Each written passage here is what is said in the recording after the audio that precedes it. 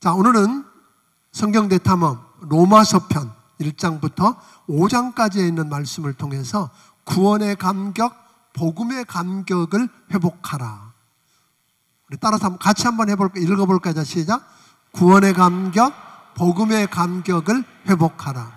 많은 경우 구원의 감격과 복음에 대한 감격을 잃어버렸어요.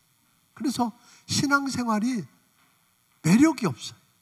힘도 없고 그냥 억지로 끌려가면서 신앙생활하는 그런 아쉬움을 우리가 종종 보게 되는데, 구원의 감격을 회복할 수만 있다면 그런 문제는 없다, 그런 거죠. 자, 오늘 어떤 분은 그렇게 이야기합니다. 성경을 반지에다 비유했어요. 반지에다 비유한다면 로마서는 그 반지의 어느 부분이요?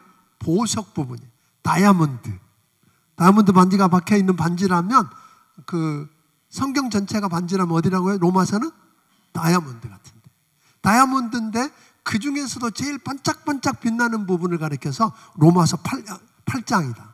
로마서 8장은 그 중에서도 가장 반짝반짝 빛나는 그런 부분이다, 그렇게 이야기하기도 합니다.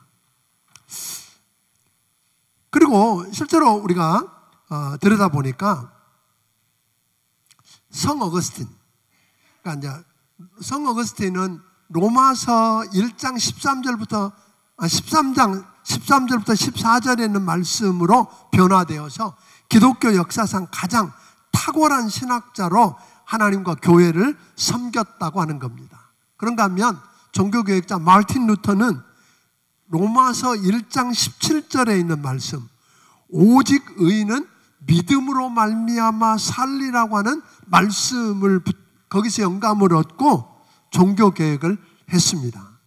요한 에슬레는 루터의 그 로마서 서론을 경청하다가 마음이 뜨거워져서 회심을 했고, 존 버넌 같은 사람은 감옥에서 로마서의 주제들을 묵상하다가 영감을 얻고 철로역정을 쓸 수 있었다고 그럽니다.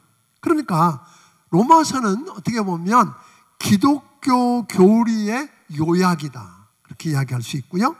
또 모든 믿는 자에게 구원을 주시는 하나님의 능력인 복음의 진수가 무엇인지를 잘 말해주고 있는 하나님의 말씀이 뭐다?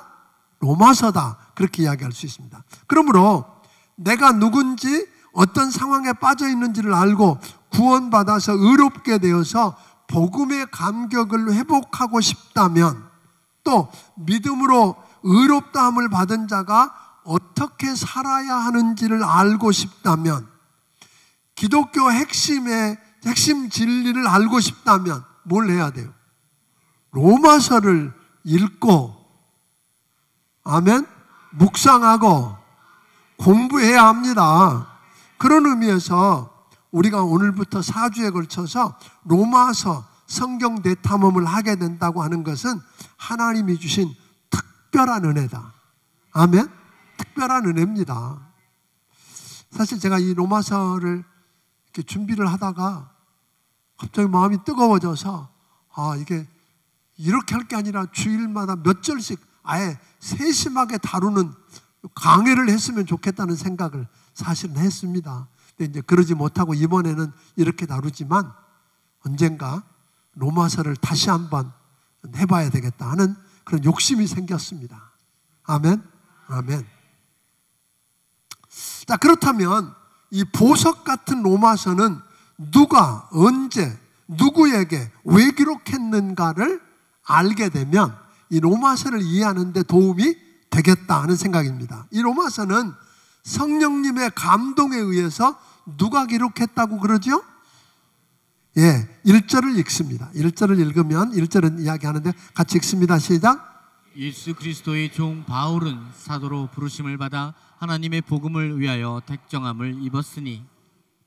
우리는 흔히 편지를 쓸 때 누구 이름을 먼저 쓰죠? 받는 사람을 먼저 쓰죠.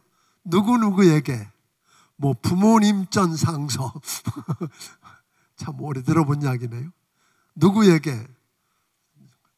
저는 사실 손편지를 1년에 한 400장 씁니다. 생일 카드로 목자들에게. 굉장히 축복이에요. 근데 거기도 쓸 때 보면 항상 뭐예요? 누구누구 집사님, 누구누구 형제, 누구누구 자매 이렇게 쓰거든요. 그런데 이 로마서는 그런 형식을 안 갖춰요. 먼저 뭘 썼어요? 발신자를 먼저 밝혀요. 그리고 내용을 밝히고 맨 마지막에 수신자를 이런 식으로 이어진다고 하는 거죠. 그러니까 오늘 여기 보니까 하나님의 복음을 위해서 택함을 받은 자고 주님의 사도로 부르심을 받은 자, 다시 말하면 사명을 위해서 보내심을 받은 사도고, 그런데 그가 누구예요? 예수 그리스도의 종된 바울 그랬어요. 그 사람이 쓴 서신서가 뭐라고요? 편지 형태로 쓴 글이 로마서입니다. 그러니까 이 사도 바울은 네로 황제 때에 기독교 박해가 아주 극심할 때 AD 한 이건 이야기가 많아요. 뭐 한 56년에서 58년 인다 그러는데 저는 그냥 57년경 그랬습니다. AD 57년경에 그러니까 사도행전 대탐험에서 본 것처럼 3차 전도 여행할 때 마게도니아에 있던 바울이 어디로 옮겨요? 고린도로 옮기게 돼요. 지도 한번 보고 우리 이야기를 좀 하겠습니다. 지도 한번 보면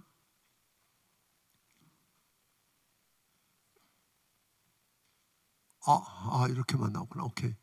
여기서 보게 되면 여러분들이 여기가 마게도니아 지방이에요. 빌립보, 데살로니가 하는 이런 교회들이 있는 여기에서 지금 이제 바울이 3차 전도 여행을 통해서 어디로 가서 이렇게 갔던 이 바울이 여기에서 이리 돌아와요. 이렇게 해서 배를 타고 이렇게 와가지고 여기서 다시 이리 와서 이리 도착해서 이렇게 와서 이게 고린도라는 지역이에요. 고린도에서 잠깐 머물면서 아마 여러 추측이 있지만 반대를 통해서 왔지만 너무 추워서 겨울을 나기 위해서도 했는지 모르지만 여기에 머무는 동안에 뭘 하게 되느냐면 고린도에서 로마에 있는 사람들을 생각하며 편지를 쓴 곳이에요.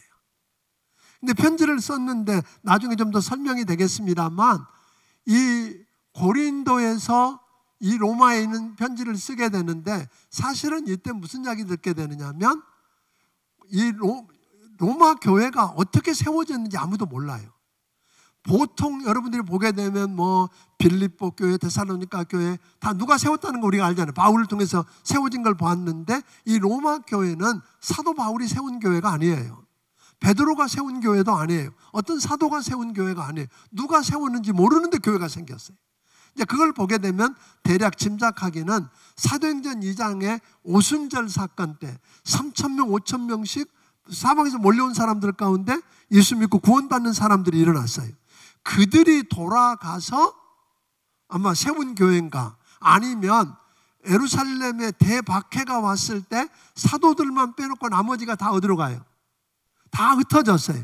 그 흩어진 사람들이 로마까지 흘러들어가서 세운 교회인지 우리가 모르지만 아무튼 교회가 세워졌고 1장 8절에 보니까 그들 교회가 좋은 소문을 내고 있어요.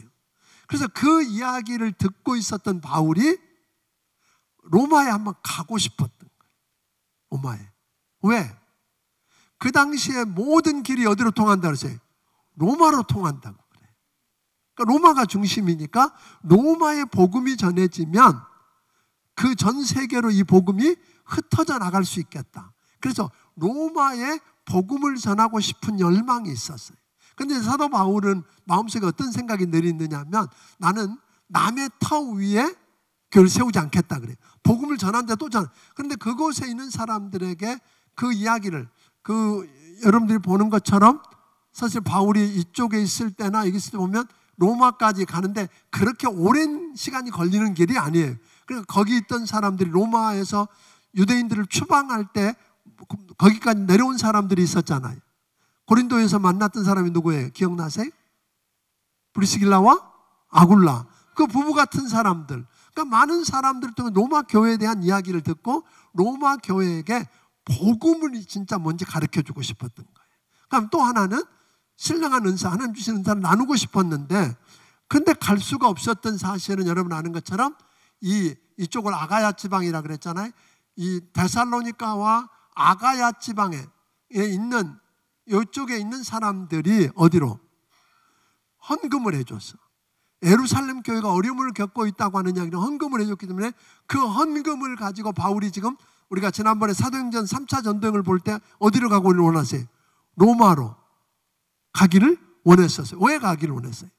가서 두 가지 하고 싶은 거예요. 그 헌금을 전달해주고 이방인 교회가 부흥하는 것을 보고 유대인들 가운데, 또 유대인 그리스도인들 가운데 마음이 불편한 사람들이 많아서 어떻게 똑같이 믿음으로만 구원받는 거야. 그래서 그들에게 그런 복음의 관계를 좀 정립시켜주고 싶고, 또 하나는 자기가 회당에서 복음을 전할 때마다 일어났던 그 역사를 어디서도, 예루살렘에서도 경험하고 싶은 마음 때문에 예루살렘으로 가려고 그러는데, 예루살렘으로 가는 길을 다른 사람들이 다 어떻게 했어요? 다 반대했잖아요. 가면 어려움 겪는다. 그래서 혹여 자기가 예루살렘에 돌아가면 뭐 할지도 모른다? 로마로 가지 못할지도 모른다는 생각을 했던 것 같아요. 그래서 그러기 전에 뭘 썼어요? 편지를 써서 자기가 간 것처럼 오늘 복음에 대해서 확실하게, 복음이 뭔지, 그 복음의 능력을 확실하게 전해주고 싶어서 오늘 편지를 쓰기 시작한 거죠. 그 다음에 믿음으로 구원받는다고 하는 게 뭔지, 믿음으로 구원받은 사람이 어떻게 살아야 하는지를 정확하게 전달하기 위해서 사도 바울이 어디까지 갔어요? 그 편지를 써서 누구에게? 사실은 그때 바울이 눈이 많이 안 좋았던 것 같아요. 그러니까 눈이 많이 안 좋으니까 뭘, 비석격인 더디오라고 하는 사람을 이렇게 바울이 불러주고, 그 불러준 것을 더디오라고 하는 종이 받아 써요. 받아 쓴 것을 나중에 여러분이 아는 것처럼 그 갱그리아 교회 여집사였던 베베라고 하는 그 여집사를 통해서 그 편지를 어디로? 로마 교회에 전달하게 됩니다. 그렇게 해서 탄생한 게 뭐예요? 로마서. 아멘. 그 배경을 대충 이해하시겠나요? 네. 내가 지금 어디까지 했는지 좀 봐야 될 것 같아요. 예. 그러면 한 가지 더 있었어요. 바울이 또 로마에 있는 교회에게 편지를 하려고 하는 또 하나 이유가 있었는데, 그건 뭐냐면 바울에 대한 안 좋은 소식도 정립해 주기를 원하고 복음도 정립해 주기를 원했지만, 동시에 바울은 그 당시에 생각할 때 땅끝을 어디라고 생각했냐면 서바나, 스페인이라고 생각했던 것 같아요. 스페인쯤 돼서 땅끝이다. 그러니까 땅끝까지 복음을 전해보고 싶은 욕망이 있었던 거예요. 그러니까 이제 만약에 예루살렘을 방문했다가 돌아오게 되면, 기회가 되면 그가 어디를 가고 싶었어요? 로마를 거쳐서 스페인까지 가고 싶은 거예요. 그때 그 과정에 필요한 경비들을 누가 도왔으면 좋겠다? 로마 교회가 협력하고 도왔으면 좋겠다. 이제 그런 마음을 가지고 사도 바울이 편지를 쓴 것이 뭐라고요? 로마서. 자, 이해가 됩니까? 그러니까 로마서를 크게 나누면 두 부분으로 나눠요. 1장부터 11장까지를 교리편이라고 그래요. 물론 그 속에는 9장부터 11장까지 나와 있는 유대민족에 관한 이야기가 있습니다만, 그렇게 나누고 12장부터 16장을 소위 말하면 적용편이에요. 그 교리를, 그러니까 믿음으로 구원받았다고 하는 사람들이 어떻게 살아야 돼? 라고 하는 이야기를 다루고 있는 윤리편이 12장부터 16장까지다. 그렇게 이해할 수 있을 것입니다. 그래서 로마서 주제를 한마디로 요약하라면 뭘까요? 하나님의 복음이에요. 하나님의 복음. 로마서를 한마디로 요약하라면 하나님의 복음이고, 주제 성구를 내라 그러면 로마서 1장 16절 17절일 것입니다. 우리 같이 한번 16절 17절을 읽어보겠습니다. 시작. 내가 복음을 부끄러워하지 아니하노니 이 복음은 모든 믿는 자에게 구원을 주시는 하나님의 능력이 됨이라. 먼저는 유대인에게요 그리고 헬라인에게로다. 복음에는 하나님의 의가 나타나서 믿음으로 믿음에 이르게 하나니 기록된 바 오직 의인은 믿음으로 말미암아 살리라 함과 같으니라. 네. 죄송해요. 재치기가 나오려고 그러는데 안 나와요. 이때 서운함 아시죠? 15절에서 바울은 할 수 있는 대로 로마에 있는 너에게 가서 복음을 전하기를 간절히 원했다고 그랬는데 그냥 원하는 정도가 아니라 빚진 심정이었어요. 야, 복음을 나 그냥 가서 전해주고 싶다. 안 되면 말고 뭐 이런 이야기가 아니라 뭐 어떤 심정이라고요? 빚진 심정이에요. 그러니까 빚을 졌으면 어떻게 갚아야 하는 빚진 심정으로 오늘 가지고 그 복음을 전하는데 나는 그 복음을 뭐 하지 않는다? 부끄러워하지 않는다. 내가 바울이 아까 뭐라 그랬어요? 나는 종이다. 그리스도의 종이다. 그러니까 여러분 한번 생각해 보세요. 식민지 국가였던 유대, 이스라엘에 있는 이스라엘에서 가지고 복음을 가지고 간 것을 로마에 있는 사람들에게 복음을 전한다는 게 쉽지 않아요. 여러분들이 어느 회사에서 일을 하면 사장님에게 여러분보다 윗사람에게 복음 전하는 게 쉬워요, 어려워요? 어려워. 에이. 근데 주눅들요. 나는 복음을 부끄러워하지 아니하노니 이 복음은 모든 믿는 자에게 구원을 주시는 하나님의 능력이라. 여러분 복음을 부끄러워하지 않기를 바랍니다. 나는 복음을 부끄러워하지 않는다. 이게 확실한 거죠. 복음을 부끄러워하지 않고 가서 전했던 것입니다. 그럼 복음이 뭐예요? 궁금한 거, 복음이 뭘까요? 복음이 뭡니까? 그럼 사람들이 제일 많이 하는 소리가 뭐예요? 기쁜 소식이요. 예, 맞죠. 기쁜 소식이죠. 그런데 어떤 사람에게 기쁜 소식은 1945년 8월 15일 대한민국에는 복음이었어요. 기쁜 소식. 일본은 뭐예요? 슬픈 소식이었어. 그러니까 그런데 모든 이에게 기쁜 소식이 될 수 있는 게 뭐냐는 거예요. 그 복음이라고 하는 말을 좀 더 구체적으로 이야기하면 이런 겁니다. 성경대로 하나님이 육신을 입고 이 땅에 오셨다. 어느 날 와가지고 내가 하나님이야 그런 이야기 아니라 성경에 선자를 통해서 성경을 통해서 말씀하신 그대로 하나님이 육신을 입고 이 땅에 오셨다. 또 오신 그분이 성경대로 이 땅에 사시다가 우리 죄를 대신 짊어지시고 대속제물이 되어 십자가에 피 흘려 죽으셨다. 그런데 그분은 죽은 걸로 끝난 게 아니라 성경에 말씀한 대로 예언한 대로 죽은 자 가운데 사흘 만에 다시 살아나셔서 우리를 의롭다고 하셨다. 우리 죄짐을 짊어지시고 십자가에 내어줌이 되었을 뿐 아니라 우리를 의롭다 하기 위해서 다시 살아나셨다. 그런데 그분은 살아나셔서 성경의 예언대로 오늘 하나님 우편 승천하셔서 하나님 우편 보좌에서 기도하시다가 성경에 말씀하신 대로 이 세상을 심판하고 믿는 우리를 구원하기 위해서 다시 오신다. 이것을 믿는 것, 이것을 뭐라 그래요? 통틀어서 복음이라고 그러는 거예요. 그것을 믿으면 우리는 뭐예요? 구원 받습니다. 그것을 믿으면 우리는 하나님 앞에서 뭘 받아요? 의롭다함을 받습니다. 아멘? 그러니까 이 복음을 우리가 다시 들으면 구원의 감격이 회복되고 기쁨이 넘쳐납니다. 우리 신앙이 덥지도 않고 차지도 않고 미지근하다면 지금은 다시 복음을 들어야 할 때입니다. 예수님을 모르고 믿지 않는 자라면 지금이 뭐예요? 그 복음을 들어야 할 때입니다. 믿음은 뭐 하면서 해? 들으면서 사는 거. 들으면 하나님의 말씀에서 말미암았다 그랬으니까 하나님의 말씀, 특별히 뭘 들어야 돼? 복음을 들어야 돼. 복음. 그러니까 그런 의미에서 뭐가 필요해요? 로마서를 공부해야 한다. 그러니까 여러분이 다음 주에 꼭 좀 다른 분들 좀 모시고 와서 정말 이 로마서 들어야 돼요. 로마서는 그냥 혼자 읽기에는 좀 딱딱해요. 근데 너무 좋아요. 그래서 여러분들이 오늘 이렇게 하지만 우리 부교육자들이 월요일부터 금요일까지 새벽 기도 때 한 장씩 읽어주고 한 장씩 다루거든요. 와서 새벽에 와서 함께 여러분이 기도하면서 이 말씀을 듣고 집에 가서 가족들과 함께 이 말씀을 한 장 읽고 풀어보고 아멘. 그리고 깊이 큐티하면서 묵상해서 이 말씀이 살아서 여러분 심령 속에서 살아 역사할 때 여러분의 가슴에 다시 한번 오늘 그 성령의 불이 임하는 걸 경험할 줄로 믿습니다. 그러니까 바울은 로마 교회가 복음을 다시 듣고 구원의 감격과 하나님의 능력을 되찾으면, 그러니까 바울은 그러냐, 바울이 왜 어디 가기를 원했어요? 로마에 가고 싶었어요. 근데 못 가지만 뭐라도 하고 싶었어요?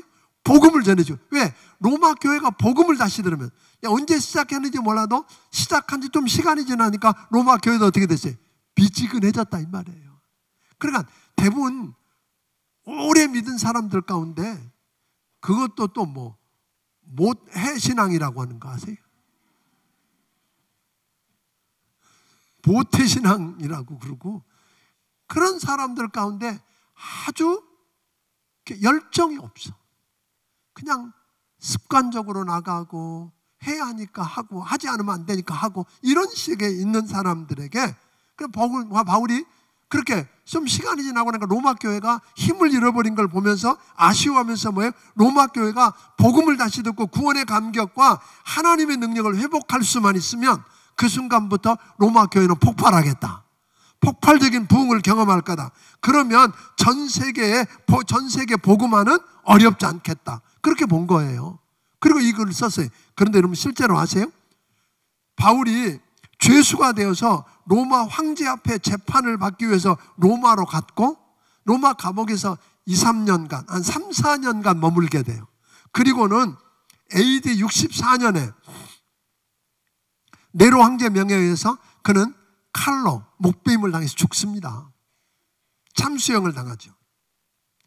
근데 사도 바울이 그 로마에서 복음을 전할 때, 감옥에서 편지를 쓰고 난 다음에 로마에서 복음을 전할 때쯤 되면 역사에 의하면 예수 믿는 사람들이, 크리스찬이라고 하는 사람들이 약 2만 명쯤 로마에 있었다 그래요. 2만 명쯤으로 늘어나요. 굉장한 이야기죠. 그런데 여러분 아세요? 그 2만 명이 넘었던 사람들이 바울이 처음에 예측했던 대로 AD 313년이 되면 소위 콘스탄틴 대제가 오늘 AD 313년에 로마를 기독교 국교로 만들어요. 그러니까 로마에 있는 모든 사람은 예수 믿고 교회 가야 된다 선언해버려요.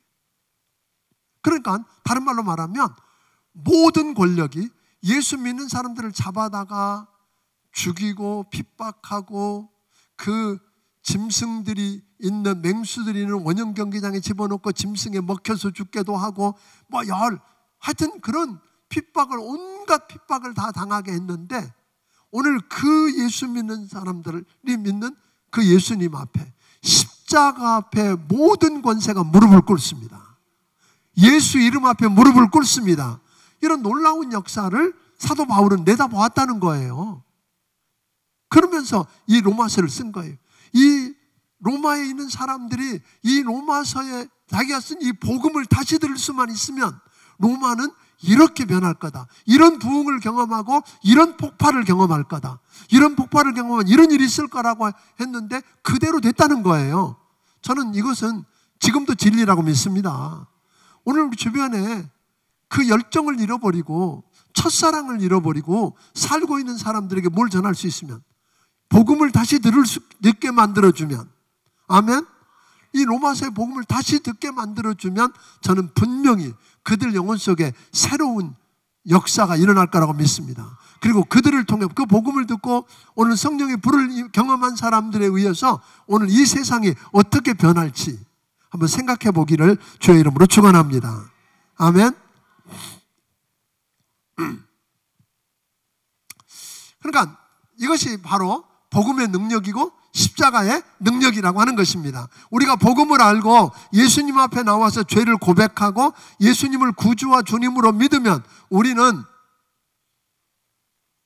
구원받는다 그러잖아요. 그것을 다른 말로 말하면 죄의 형벌로부터 구원받는다 그래요. 그 말은 다른 말로 말하면 지옥까지 안 와도 된다. 지옥 안 가고, 다시 말합니다. 우리가 복음을 알고 예수님 앞에 나와서 죄를 고백하고 예수님을 구주와 주님으로 믿으면, 예수님 모셔드리고 주님을 믿으면 우리는 죄의 형벌로부터 구원받는다. 그 말은 지옥까지 안 가도 된다. 그래서 그 말을 다른 말로 이걸 가리켜서 흔히 칭의 그랬어요. 즉 믿음으로 의롭다함을 받았다. 칭의. 그러니까 의롭다함을 받았다.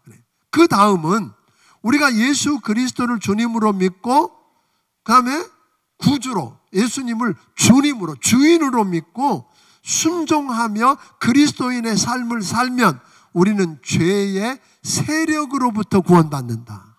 그것을 가리켜서 아까 그건 칭의라면 이것은 성화. 그래, 성화.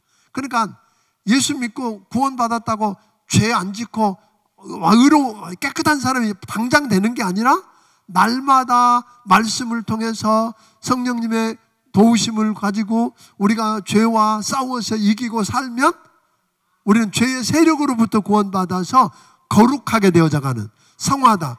그 다음은 우리 주님이 다시 오셔서 이 세상을 심판하실 때, 그리고 심판하시고 이 땅에 새하늘과 새 땅을 세우실 때에 우리는 완전한 구원을 받습니다.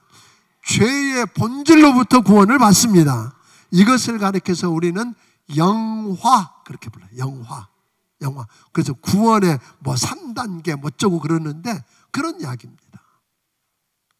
하나님께서는 자연과 사건, 사고, 역사 등을 통해서 하나님을 알 만한 것을 계시해 주셨다. 그러니까 우리가 세상을 보면, 하나님이 지으신 세상을 보거나 일어난 사건을 보거나 역사를 보면 하나님을 알 만한 단서를 하나님이 제공해 놓으셨다는 거예요. 아멘.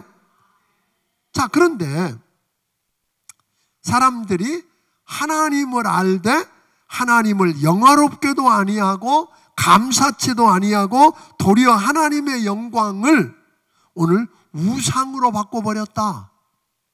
썩어질 버러지 형상과 우상으로 바꿔버렸다. 하나님을 안 믿고. 자, 그러니까 어떤 얘기? 그러니까 하나님이 하신 일이죠. 사람들은요, 하나님을 떠나면, 나 하나님 안 믿어, 하나님을 마음속에서 내보내고 하나님을 안 믿는다고 그러면 그냥 하나님만 안 믿게 되면 좋겠는데 사람은 그렇지 않아. 처음에 하나님이 우리 인간을 만들 때는 요 하나님이 주신 하나님의 자리가 있어. 그래서 누가 시키지 않아도 유경을 만나면 누굴 찾아요? 하나님을 찾게 돼 있어. 또 그 하나님을 찾지 않으면 평안이 없어. 그러니까 하나님의 자리가 있어요. 그런데 하나님을 떠나고 나면 그 하나님의 자리에 다른 걸 대체하려고 그래. 그게 우상이에요. 나는 다른 거 안 믿고 하나님만 안 믿어. 그러지 않아. 자기도 모르는 사이에 반드시 그 자리에 뭔가 하나님 노릇을 하고 있는 것이 있게 된다, 그런 거예요. 아멘. 그러니까 하나님은 그런 사람들을 가리켜서 뭐라 했다 그러세요? 하나님이 그러시니까 내버려 두셨다. 그냥 내버려. 그래, 아예 신경, 그래, 너 알아서 해 하고 하나님이 포기해 버리시고 났다. 24절 26절 계속 나오는 단어가 하나님이 내버려 두시면, 하나님이 내버려 두시니까 24절부터 27절 보면 정욕의 노예가 되어 삽니다. 성적인 타락과 쭉 오요. 그 다음에 성적인 타락을 오면 그걸로 끝나지 않아. 희한하게 성적으로 타락하기 시작하면 뭔가 쾌락의 끝을 보려고 그래. 만족하지 않아. 이것저것 바꿔보고 뭐 이렇게 해봐도 되는 게 아니라, 그런데 결국은 뭘 찾아요? 동성애로 가더라고요. 역사가 이야기를 해주고 있는 거예요. 그 당시에도 사실은 로마 황제는 다 누구라고 불렀어요? 신이라고 그러죠. 그러니까 사람들은 뭐라 그러냐면 로마 황제가 주님이시다. 그럴 때 그리스도인들은 뭐라 그랬을까요? 아니야, 로마 황제가 주님이 아니라 그리스도가 주님이시다. 그러다가 끌려가서 십자가에 짐승의 밥이 되고 죽고 그런 거예요. 로마 황제가 자기가 신이라고 하나님이라고 하나님 자리에다 놓으니까 못할 일이 없잖아요. 뭐 여자들 몇십 명이고 몇백 명이 자기 마음대로 부르다가 썼는데 만족이 없어. 그래서 로마 황제들 15명 가운데 보니까 14명이 동성애자였다는 거잖아요. 왜? 그냥 순리대로 해서 만족을 느낄 수가 없는 거예요. 요즘 그런 의미에서 보면 세기 말 역사의 마지막 그 하나님의 심판 앞에서는 보면 끝에는 결국 뭐였어요? 여러분 아는 것처럼 아브라함 때 소돔과 고모라가 망한 게 뭐예요? 동성애였던 거 아세요? 로마 폼페이라든지 그 당시에 세계가 로마가 여러분 그 거대한 로마 제국이 왜 무너졌어요? 성적인 타락과 그것을 위한 가정이 무너진 것으로부터 시작한 거잖아요. 요즘도 다르지 않습니다. 저는 그런 의미에서 동성애를 막아야 합니다. 그게 여러분 취향이라고요? 취향 아닙니다. 취향 아닙니다. 그건 고쳐야 될 질병입니다. 아멘? 병입니다. 고쳐야 됩니다. 그건 복음으로 고쳐서 그 영혼들을 새롭게 하지 않으면 여러분 세상은 문제가 됩니다. 그런데 앞으로 여러분들이 그 법이 바뀌어지면 차별 이름을 너무 기가 막히게 지어놔서 차별금지법이래. 너무 좋잖아요. 차별금지. 그게 동성애 그게 되고 나면 내가 지금처럼 설교하면 나는 감옥 가야 돼.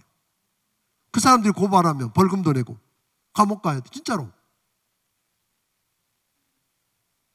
그러니까 그런 거 나오면 아니요! 그리고 찍어요. 막 컴퓨터에서라도 여기에서도 아니요! 하고 막 눌러야 돼. 뭔 말인지 어르신들 잘 모르시겠지만 사람이 그런 여론에 따라서 그게 진리라고 착각하고 있는 거예요. 여러분 그 진리 아닙니다. 그 사람들 차별하자는 거 아니잖아요. 우리가요. 그 사람들 불쌍히 여겨야 합니다. 불쌍히 여겨야 됩니다. 그런데 불쌍히 여기는 거하고 그것을 좋다고 하는 거하고 다르단 말이에요. 하나님이 내버려 두시고 나면 정욕의 노예가 되어서 살 뿐 아니라 부도덕한 삶을 살게 된다고 28절부터 32절 이야기합니다. 결국은 뭐예요? 하나님의 진노 아래 있게 된다는 거예요. 그래서 32절 같이 읽어보겠습니다. 32절 시작. 그들이 이 같은 일을 행하는 자는 사형에 해당한다 하고 하나님께서 정하심을 알고도 자기들만 행할 뿐 아니라 또한 그런 일을 행하는 자들을 옳다 하느니라. 그러니까 이렇게 하는 건 뭐예요? 그러니까 하나님이 이걸 봐라. 그러니까 너희는 뭐다? 사형에 해당하는 죄인이다. 이렇게 선언했는데 이게 사형에 해당하는 죄인 줄 알면서 저도 행하고 남들이 하는 걸 뭐예요? 옳다. 그런다. 그러니까 지금 떼거리로 몰려서 그 이야기를 하니까 사람들이 싸우기 싫으니까 그래. 그리고 또 요즘 학교 같은 데 이런 데서 잘못 배우고 있는 아이들은 뭐 그런 사람도 있는데 어때? 이러고 간다는 거죠.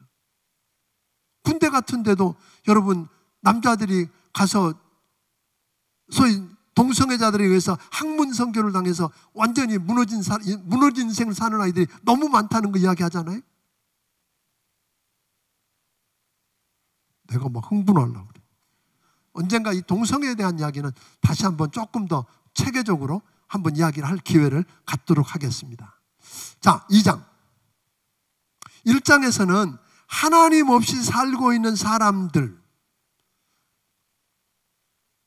그 우상숭배에 빠지게 되면, 하나님 없이 살면서 우상숭배에 빠지고 하면 사람이 얼마나 악한 죄인인가를 하나님이 세밀하게 죄목을 들어서 펼쳤어요. 제가 오늘 그 죄는 다 열거하지 않았는데 1장 읽어보면 기가 막 이런 죄도 있나? 기가 막힌 죄들을 이야기했어요. 그걸 증거해 주시면서 결국은 뭐예요? 이 모든 죄들은 어디에 해당한다? 사형에 해당한다고 하심으로 우리의 유죄, 그러니까 모든 인간은 유죄, 사형에 해당하는 유죄 판결을 받았다 그런 거예요. 그런데 우리 유대인들이 이 일을 제기한 거예요. 우리 모든 인간이라고 왜 그래요? 그건 이방인들에게 해당하는 거지 하나님의 선민인 유대인은 아닙니다 라고 지금 이 일을 제기하고 있는 거죠. 그런데 실제로요, 바벨론 포로에서 돌아왔던 유대인들은 70년간 바벨론 포로에서 살면서 왜 우리가 이 지경이 되었지? 왜 이런 어려움을 겪지? 하고 생각해. 그게 우상숭배 때문이었네? 그리고 그 돌아와서부터는요, 실제로 바알이나 아세라 목상 같은 우상을 다시 만들지 않아요. 겉으로 눈에 보이는 우상은 안 만들었어요. 눈에 드러나는 죄들은 줄었어. 그런데 실제로 보니까 겉은 그랬는데 실제로 뭐예요? 살인하지 않았어요. 그랬는데 살인으로 이어지는 사람을 미워하는 일들을 하고 있고, 나는 다른 사람들과 함께 간음하지 않았어요. 그런데 뭐예요? 사랑해서 안 될 사람들을 뭐예요? 사랑하면서 음욕이 불릴듯 일어나고, 나는 우상을 안 만들었어요. 그런데 하나님보다 더 사랑하는 것을 가지고 있고, 이러고 살고 있는 너희들. 그러니까 표면적으로는 아닌데 내면적으로는 뭐예요? 그런 걸 갖추고 있더라 하는 이야기를 한 겁니다. 그러니까 사람들은 겉으로 드러난 현상만을 보고 판단하지만 하나님은 우리의 중심을 보고 판단하신다. 아멘. 하나님은 진리대로 판단하시고, 하나님은 행한대로 판단하시고, 하나님은 우리를 은밀한 것까지도 다 판단하시는 분이다. 그러니까 유대인들은 또 그랬더니 유대인들이 뭐라 그러냐면 우리는 율법도 있어. 하나님의 율법을 우리가 가지고 있잖아. 성전도 우리한테 있잖아. 더군다나 우리는 뭐예요? 할례도 받았잖아. 그런데 저들하고 어떻게 똑같아? 하고 있는 거죠. 그때 유대인들에게 이야기하는, 물론 유대인들이 율법을 가지고 있다는 것, 그들을 통해서 하나님이 율법을 주셨다는 건 그들에게 분명히 특권이에요. 그들이 그 율법을 읽을 수 있고 볼 수 있고 공부할 수 있었으니까 분명히 특권 맞아요. 그런데 율법을 가지고 있느냐 아니냐가 중요한 게 아니라 율법대로 사느냐 안 사느냐가 중요하다는 거예요. 가지고 있으니까 좋은 게 아니에요. 성전이 있으니까 문제가 아니라는 거예요. 할례 받았다고 겉은 그렇게 우리가 하나님의 약속받은 뭐예요? 언약 백성이고 하나님께 속한 하나님 것이다 라고 하는 할례를 받은 것, 그 표도 중요하지만 그렇게 믿고 사느냐는 거예요. 그렇게 살지 않고 겉만 표시하고 있어요. 근데 그들은 오히려 율법을 가지고 있고, 그리고 그들이 성전이 있고 또 할례를 받았기 때문에 그렇지 못한 사람을 뭐하기 시작했어요? 판단하기 시작한 거예요. 그리고 하나님 하시는 말씀은 바울을 통해서 뭐라 그러죠? 너희가 남을 판단하느냐? 그 판단으로 인해서 너희가 하나님으로부터 뭐 할 거다? 판단을 받을 것이다 하는 이야기를 하고 있는 것입니다. 그러니까 유대인들은 자기들이 율법을 맡은 하나님의 백성이다 하는 거 자랑하지만, 저들은 뭐예요? 율법을 읽었기 때문에 뭐가 나쁜 건지 뭐가 죄인지 뭐를 범하면 안 되는지 알아요, 몰라요? 알면서 범했으니까 더 문제다 그런 거예요. 그러니까 율법에 의해서 너희는 심판을 받겠지만 이방인들은 뭐예요? 모르니까 율법 없이 판단을 받을 거예요. 그러니까 너희가 더 문제다 하고 지금 이야기를 하고 있는 것입니다. 그러니까 남을 쉽게 뭐 하지 말아야 된다? 판단을. 근데 오늘 우리도 마찬가지. 유대인들만 그런 줄 알았더니 오래 믿으면, 성경을 남보다 더 공부하고 좀 더 알면 쉽게 그 잣대를 가지고 그 말씀으로 자기를 판단하고 자기를 가르치고, 그래서 자기가 들쳐서 죄니까 회개하고 바꾸는 게 아니라 남들을 판단하고 평가하는 데서, 저는 그렇게 안 살면서 뭐예요?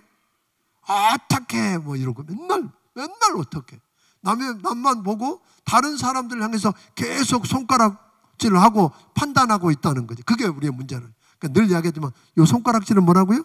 2개는 그리 가요. 근데 3개는 뭐예요? 아니야, 너 때문이야 그런 거잖아요.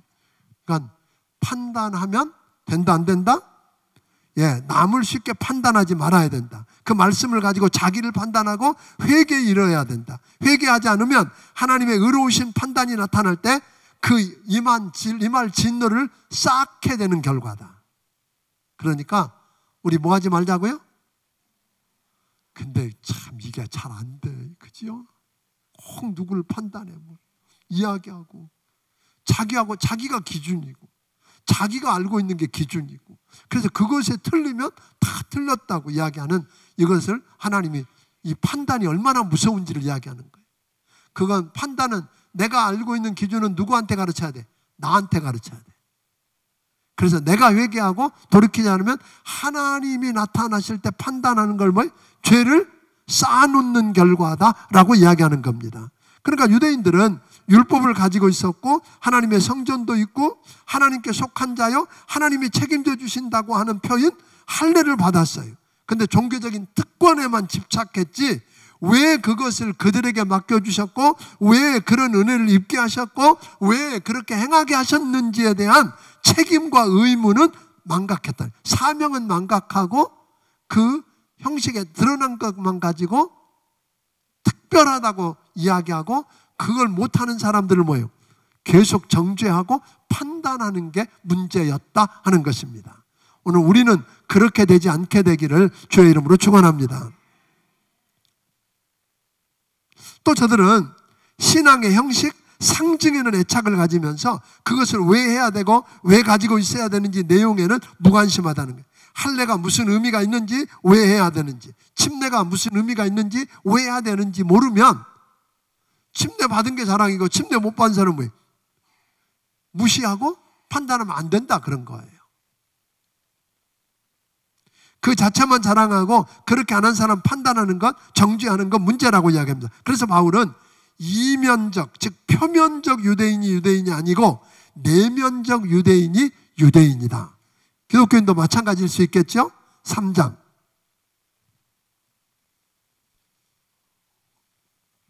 조금 속도를 내겠습니다. 1장에서는 하나님 없이 사는 이방인들의 죄악을 고발하고 사형에 해당한다고 했지만 2장에서는 유대인의 죄악도 고발합니다. 헬라인에 비해 도덕적이고 종교적인 사람이었어도 여전히 똑같은 죄인임을 논증하면서 고발한 겁니다. 그래서 3장 9절에서는 헬라인이나 유대인이나 다 죄 아래 있다 그랬고 10절에는 의인은 없나니 하나도 없고 하나님을 깨닫는 자도 없고 하나님을 찾는 자도 없다 그랬고 23절에는 뭐라 하냐면 모든 사람이 다 하나님의 영광에 이르지 못하더니 라고 이야기했습니다. 그래서 우리 인간은 누구나 다 뭐예요? 소망이 없다. 사형 언도를 받은, 오늘 사형에 해당한 사형 판결을 받은 죄인이다 그런 거죠. 그런데 오늘 희망이 없는 우리에게 죄에 대한 유일한 해결책은 누구밖에 없다? 예수 그리스도밖에 없다. 아멘. 예수 그리스도밖에. 그러니까 예수 그리스도 안에 있는, 예수 그리스도 안에서 속량으로 말미암아 하나님의 은혜로 값없이 의롭다 하심을 얻게 되면 하나님의 은혜를 통해서만 주어지는 하나님의 의. 아멘. 그러니까 여러분들이 그 누구를 예수 믿고 예수를 믿음으로만 우리는 뭐하게 되고 의롭다함을 받게 되고 구원을 받습니다. 다른 길은 없습니다. 그러니까 지금 예수를 믿어야 할 가장 좋은 시간은 언제? 지금. 오래 참으사 아무도 멸망하지 않고 다 회개하게 이르기를 원하시는 주님 앞에 믿고 나오기를 바랍니다. 지금이 구원받을 때입니다. 4장. 사람들은 믿음으로 의롭다함을 받은 소위 이신칭의 그걸 잘 안 받아들이려고 그래요. 믿음으로 의롭다함을 받는다? 안 그래. 내가 일한 것도 없는데 경건하지도 못했는데 어떻게 내가 단순히 예수만 믿는다고 구원받아? 유대인들이 가장 반발한 게 그런 거잖아요. 어떻게 예수만 믿는다고 구원받아? 우리처럼 뭐 해야 돼? 율법도 행하고 할례도 받아야지? 이렇게 이야기하는 거죠. 그게 사람들은 더 와 닿는 거예요. 실제로 기독교를 제외한 모든 종교는 다 뭘까요? 행함으로 구원받는다 그런 거예요. 내가 애쓰고 노력하고 덕을 쌓고 쌓으면 결국 뭐한다? 구원받는다 이런 이야기예요. 심지어 천주교도 그 중에 하나예요. 그러니까 내가 무엇을 해서 대가로 얻으려고 하는 것, 그런데 오늘 성경 아까 보니까 뭐예요? 그건 불가능 그랬어요. 불가능. 우리는 모두 다 뭐라 그러세요? 죄인이다. 선을 행할 수도 없다. 그럼 의인은 어디서 오는가에 대해서 4장에서는 예수 그리스도를 믿음으로 의롭다함을 받는데 믿음으로 의롭다함을 받는 사례들을 아브라함과 다윗을 통해서 가르쳐줘요. 지금 유대인들이 가장 익숙하고 좋아하고 존경하는 아브라함과 다윗을 예를 통해서 믿음으로 의롭다함을 얻는다는 것을 이야기해주고 있습니다. 그러니까 한번 보세요.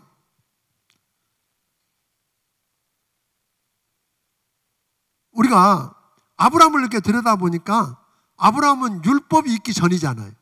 모세는 아브라함보다 훨씬 뒤의 사람이니까. 그러니까 율법이 있기도 전에, 그러니까 율법을 지켜서가 아니에요. 창세기 15장에 우리가 지난주에 설계했던 이야기 가운데 뭐라고 그러세요? 야, 엘리에셀이 네 상속자 아니야. 네가 낳을 자가 상속자야. 아직은 아들 없지만 내가 하늘의 별처럼 주겠다고 약속을 보여줬더니 아브라함이 뭐 했어요? 믿었다 그랬어요. 누구로? 그분은 죽은 자를 살리시는 분이고 없는 것을 있게 하시는 창조주 하나님이고 전능하신 하나님이라는 걸 믿었더니 하나님이 그 믿음을 보고 뭐예요? 의롭게 여기셨어요. 그거거든요. 그러니까 그때는 뭐예요? 율법도 없을 때고 또 할례도 받기 전이에요. 전가의 보도처럼 쓰는 할례 문제를 했는데 아브라함이 창세기 17장에서 할례를 받았으니까 할례도 받기 전에 믿음으로 뭐 했다? 의롭다함을 받았다. 그런 거거든요. 그러니까 아브라함이 의롭다함을 받고 입고 구원받은 것은 언제예요? 아브라함이 믿었던 믿음의 대상인 하나님이 주시는 은혜와 자비와 긍휼 때문에 그냥 은혜로 주어진 거다 이 말이에요. 뭘 해서가 아니라. 아멘?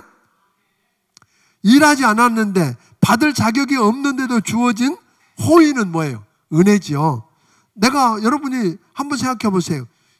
의롭다 하시는 일을 믿는 자에게는 그의 믿음을 하나님이 의로 여겨주셨다 그랬거든요. 그러니까 이스라엘 민족의 상징인 다윗도 보세요. 소위 이스라엘을 표현하는 그 이스라엘 국기가 뭐죠? 다윗의 별이잖아요. 삼각형 두 개 뒤집어 놓은 거. 바로 놓고 엎어놓고 그렇게 육각형 별인데 그 다윗의 별. 그러니까 다윗은 뭐죠? 의롭다함을 얻은 거 우리는 당연하다고 생각해요. 근데 여러분 보세요. 다윗이 어떤 사람이에요? 간음했어. 간음만 했어요? 그거 숨기려다가 그 남편까지 죽이고 살인했어. 그런 그를 의롭다고 해요. 어떻게?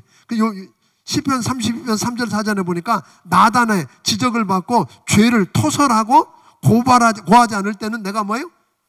아주 가물어서 아주 죽는 것 같았는데 4절 7절에 내가 불법의 사심을 받고 사심을 받다는 건 뭐예요? 아예 없애버리고 그 다음에 그 죄를 아주 가리워줘서 그런 게 하나도 보이지도 않게 가리워주심을 받았을 때 나는 가장 행복했다. 그러니까 구원받았다는 말은 의롭다함을 받았다는 말인데 의롭다는 말을 지난번에 가끔 제가 설명했는데 뭐라 그랬죠? 의롭다는 말의 뜻은 뭐라 그랬어요? 하나님이 볼 때 죄를 한 번도 짓지 않은 사람처럼 취급한다는 거예요. 우리가 죄 지었어요. 그런데 여러분이 예수 십자가의 피로 용서받고 예수님 안에 들어오면 하나님이 나를 볼 때 내가 누구처럼 보여요? 예수님처럼 보인다는 거예요. 그러니까 죄를 한 번도 짓지 않은 사람처럼 취급해 준다는 거예요. 그게 내가 뭘 해서가 아니라 다만 예수를 믿음으로. 아멘? 믿음으로 그렇게 된다는 거예요. 내 노력에 의해서 된 게 아니라는 거예요. 믿음으로 하나님의 은혜로 주어진 거라는 거죠. 그런데 아브라함의 믿음을 보니까 바랄 수 없는 중에 바라고 믿었다 그러세요. 하나님을 죽은 자를 살리고 없는 것을 있게 하시는 창조주 하나님으로 믿었어요. 아브라함은 그렇게 믿었다고 소개하면서 아브라함이 믿음으로 의롭다함을 받은 것은 아브라함만을 위한 게 아니라 예수를 믿음으로 의롭다함을 받은 우리를 위함이라고 이야기합니다. 그러니까 우리가 예수를 죽은 자 가운데 살리신 일을 뭐하면? 믿으면 우리도 구원 받습니다. 아멘. 그러니까 예수님은 우리의 범죄한 것 때문에 내어줌이 되고 우리를 의롭다 하기 위해서 다시 살아나셨다. 이것을 우리가 믿고 받아들이면 구원을 받습니다. 5장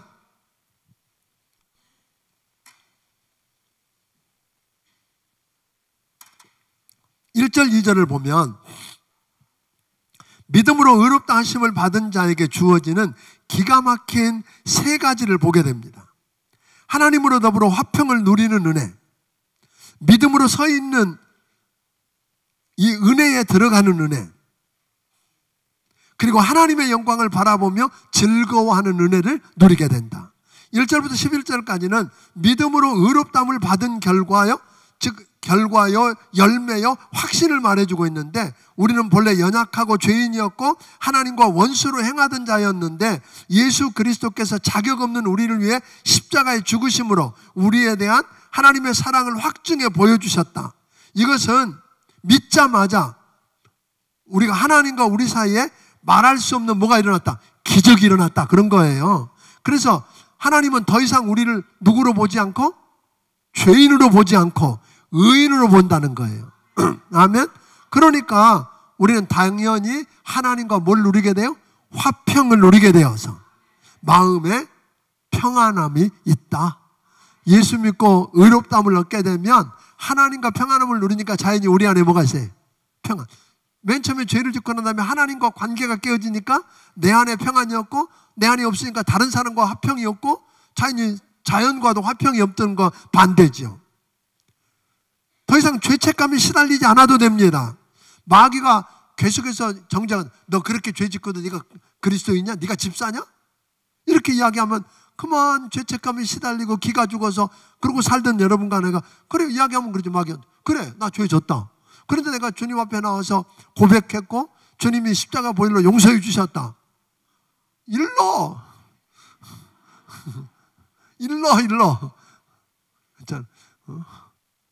근데 그전에는 어떻게 했어요? 제발 말하지 마. 용서받았다. 아멘. 이게 다르게 되었다는 거예요. 그러니까 4장 25절에서 말하죠. 내가 범죄할 때 그리스도께서는 내어줌이 되고 내 의롭다함을 위해서 주님은 뭐예요? 다시 살아나셨다. 내 죄 때문에 죽으시고 내 의롭다함을 위해서 그분은 다시 살아나셨습니다. 아멘. 그러니까 믿으면 우리는 뭐예요? 의롭게 되고 그러면 자연히 뭐 하게 돼요? 하나님과 화평함을 누리게 되고 아멘. 그러니까 믿음으로 서 있는 은혜에 들어갈 수 있습니다. 다시 말하면 우리가 믿음으로 의롭다함을 얻게 되면 예수님이 십자가에서 대속제물이 되어 죽으시면서 다 이뤘다. 그럴 때 무슨 일이 일어났어요? 성전의 휘장이 위로부터 아래로 찢어졌어요. 그 말은 아무도 성전의 지성소에 못 들어가 제사장 1년에 한 번밖에 외에는. 그런데 누구든지 언제든지 예수님을 통해서 우리는 하나님의 은혜의 보좌 앞에 나아갈 수 있습니다. 그 길이 열렸다는 거예요. 그러니까 우리는 언제든지 어떤 문제든지 뭐든지 가지고 예수 이름으로 기도하면 하나님이 들으십니다. 그런 역사를 누리게 되었다고 하는 거예요. 아멘. 또 하나, 의롭다함을 얻은 자는 하나님의 영광을 바라보고 즐거워하고 기뻐할 수 있고 소망을 갖게 되었다. 이제 하나님을 직접 대면하고 함께 사는 영광의 그날을 바라보면서 즐거워하며 살 수 있다. 의롭다함을 얻게 되면. 의롭다함을 얻은 자는 사랑하며 살 수 있는 능력을 주십니다. 그렇다면 우리가 이렇게 의롭다함을 받은 자가 축복을 누릴 수 있는 근거가 뭐냐 그런 거예요. 본래 한 사람이 우리가 죄와 사망은 누구 때문에 왔어요? 한 사람, 아담 때문에 왔어요. 아담이 불순종하고, 그렇죠? 아담이 범죄하고 불순종했기 때문에 우리에게 죄가 들어왔고, 그래서 모든 사람이 죄인이 되었고, 그리고 죽음이 들어와서 모든 사람이 죽게 되었는데 한 분 예수 그리스도의 순종하심으로 우리는 의롭다함을 얻게 되었습니다. 아담 때문에 다 잃어버리고 죽고 망하게 된 우리는 예수 그리스도의 순종과 은혜 때문에 이제 뭐예요? 살게 됐습니다. 왜 우리가 구원받았어요? 왜 우리가 의롭다함을 얻고 하나님과 화평을 누리고 하나님 보좌 앞에 나갈 수 있고 하나님의 영광을 바라보고 소망 중에 즐거워할 수 있어요? 예수 그리스도께서 우리에게 은혜를 주기를 원하셨기 때문입니다. 그 예수님이 순종하고 십자가에서 피 흘려 내 대신 죽으시고 다시 살아나셨기 때문입니다. 죽음이 두려워서 더 이상 마귀의 종노릇하고 죄의 지배에 벗어날 수 없었던 우리를 예수님께서 죄를 대신 담당하시고 오늘 죄값을 치르고 용서하셨고, 그래서 이제 우리는 왕이신 예수님이 친히 은혜로 통치하시기 때문에 더 이상 우리가 마귀를 주인으로 왕으로 모시고 살 필요가 없습니다. 아멘. 우리 주님이 은혜로 통치하시면서 의롭게 통치하시기 때문에 이것을 믿고 그분 품에 안기면 의로운 자가 누릴 은혜를 누리게 될 줄로 믿습니다. 시간 안에 끝내려고 정신없이 달려왔네. 제가 여러분들 약속한 것처럼 10분 안 넘기려고 막다른 박질했어요. 초창기 처음에 제가 좀 곁길로 갔거든요. 신앙을 한번 점검해 봤으면 좋겠어요. 아멘. 그래서 이 로마서가 끝나기 전에 저는 이 구원의 감격을 여러분이 회복하기를 바랍니다. 이 로마서 우리가 성경 대탐험 때문에 여러분 가운데 마틴 루터가 나오고 존 웨슬리가 나오고 아멘, 존 버년이 나오고 그러기를, 성 어거스틴이 나오기를 주의 이름으로 축원합니다. 그래서 돌아가셔서 이렇게 끝나지 말고 이 성경을 다시 읽고 좀 실험해 보기를 주의 이름으로 축원합니다. 그래서 할 수만 있으면 그런 기대와 소망을 안고 내일 새벽에 나오십시오. 그래서 한번 공부해 보세요. 정말로 이번 한 주간, 4주간 동안에는 로마서를 붙들고 실험해 보세요. 놀라운 일이 일어날 겁니다. 기도하겠습니다.